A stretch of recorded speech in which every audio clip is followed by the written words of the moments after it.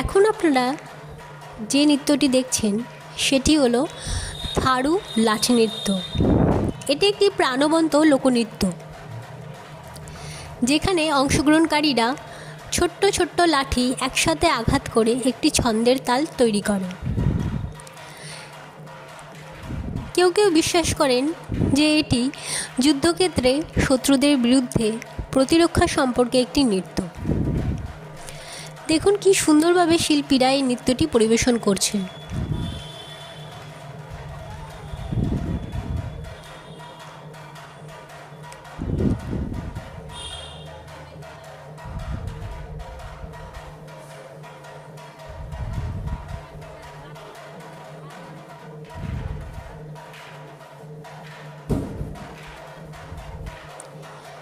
এছাড়াও নেপালে জনপ্রিয় কিছু